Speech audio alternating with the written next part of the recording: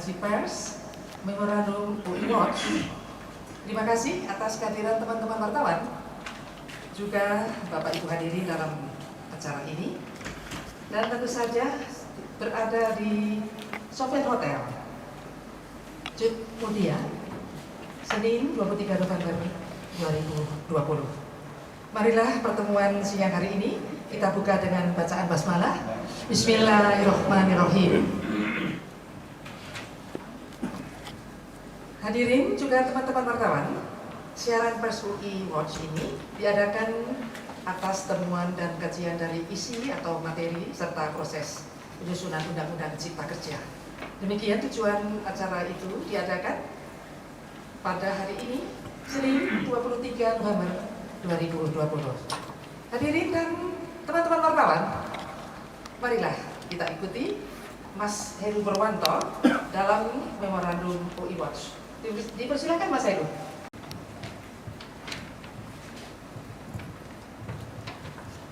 Bismillahirrahmanirrahim. Assalamualaikum warahmatullahi wabarakatuh. Selamat sore, salam sejahtera bagi kita semua. Izinkan kami membacakan Memorandum UI Watch. Memorandum ini disampaikan untuk mendukung dan memperkuat pernyataan sikap dari guru besar, akademisi, dan pimpinan dari 67 perguruan tinggi Indonesia, pengurus pusat Muhammadiyah, pengurus besar Nahdlatul Ulama, Pusat Studi Hukum Tata Negara, Fakultas Hukum Universitas Indonesia, dan Komnas HAM, serta berbagai elemen masyarakat yang menolak Undang-Undang Nomor 11 Tahun 2020 tentang Cipta Kerja. Memorandum ini didasarkan atas temuan dan kajian dari isi, materi, serta proses penyusunan Undang-Undang Cipta Kerja.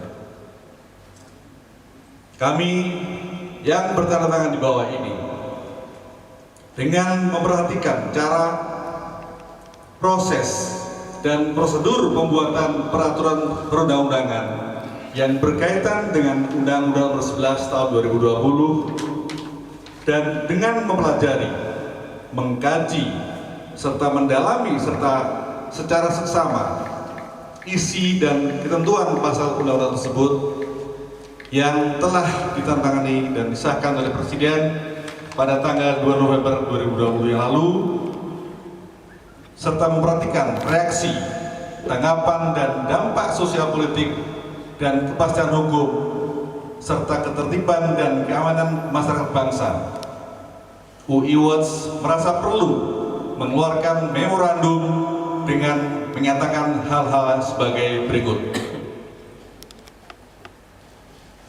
Pertama, pertimbangan.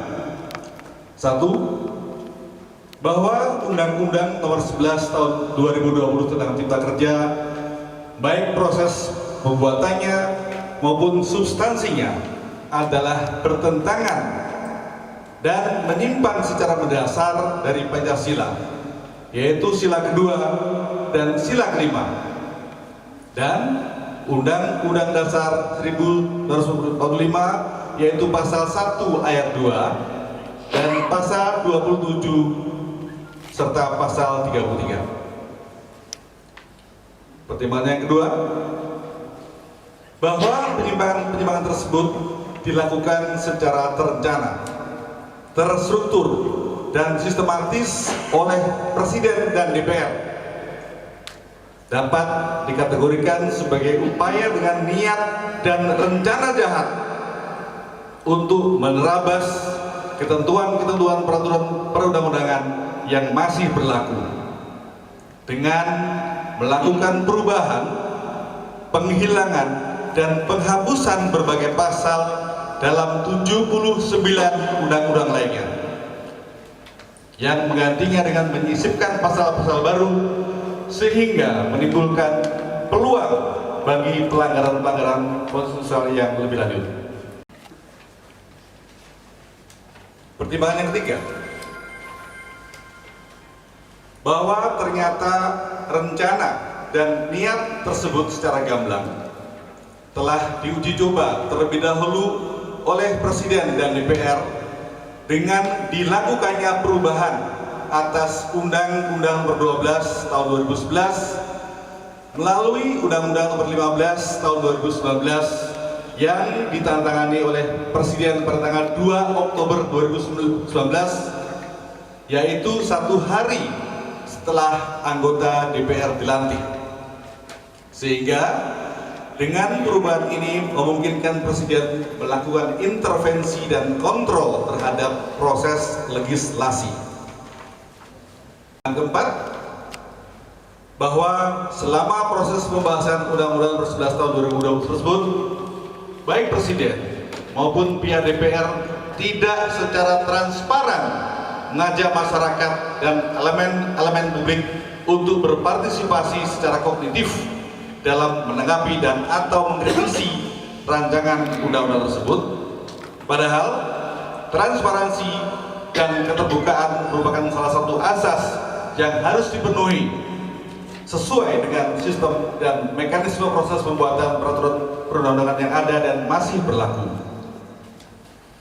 Pertimbangan kelima, bahwa oleh karena format, sistematika, dan pendekatan serta penerapan model omnibus law pada undang-undang ini termasuk baru dan belum sesuai dengan ketentuan dasar dalam proses pembuatan peraturan perundang-undangan atau law making process, serta proses dan prosedur legislasi yang dijalankan oleh DPR dalam rentang waktu yang relatif singkat adalah menyimpang dari konvensi dan ketentuan waktu pembahasan setiap peraturan perundangan. Kita tahu bahwa seharusnya sebelum omnibus law diterapkan perlu dilakukan atau dijalankan terlebih dahulu pengujian publik sehingga produk baru undang-undang tersebut dapat dipertanggungjawabkan secara yuridis formal dan tidak melanggar asas kehati-hatian atau prudent. Pertimbangan keenam,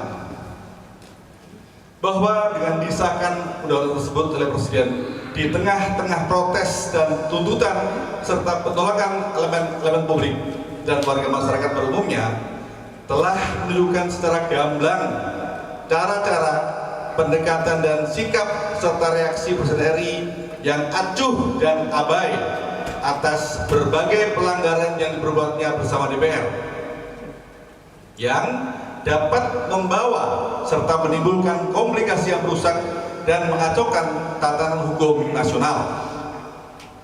Akibat-akibat ini tentunya bisa dikategorikan sebagai pelanggaran-pelanggaran berat dan serius yang dilakukan oleh Presiden dan DPR. Meskipun ada kemungkinan dibatalkannya undang-undang tersebut oleh MK dan atau MA di kemudian hari, hal itu tidaklah menghapus perbuatan dari pelanggaran-pelanggaran berat tersebut.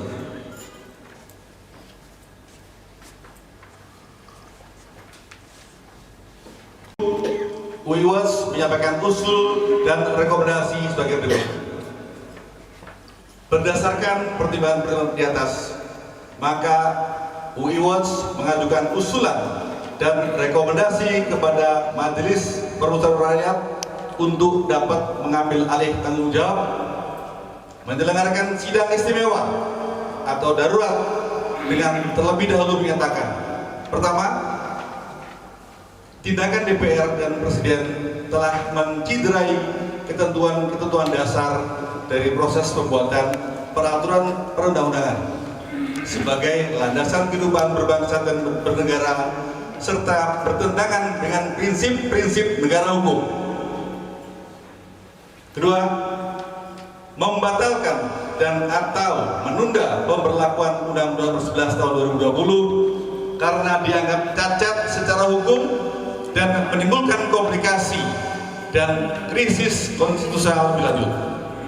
Ketiga, MPR dapat menetapkan bahwa proses pembentukan peraturan perundang-undangan tersebut harus melibatkan DPR dan DPD yang ketentuan-ketentuan teknisnya dapat diatur lebih lanjut. Terakhir, dalam situasi akibat kegagalan hukum, maka Majelis Permusyawaratan Rakyat harus dikembalikan sebagai lembaga tertinggi negara. Jakarta, kita buat tanggal 11 November karena kita sudah melakukan audiensi ke Ketua DPR kemarin dan hari ini kita bacakan tanggalnya. Jakarta 11 November 2020, UI Awards Presidium Haryono Kartohadipurwo SH dan Dr. Fahmi Idris. Terima kasih. Wassalamualaikum warahmatullahi wabarakatuh.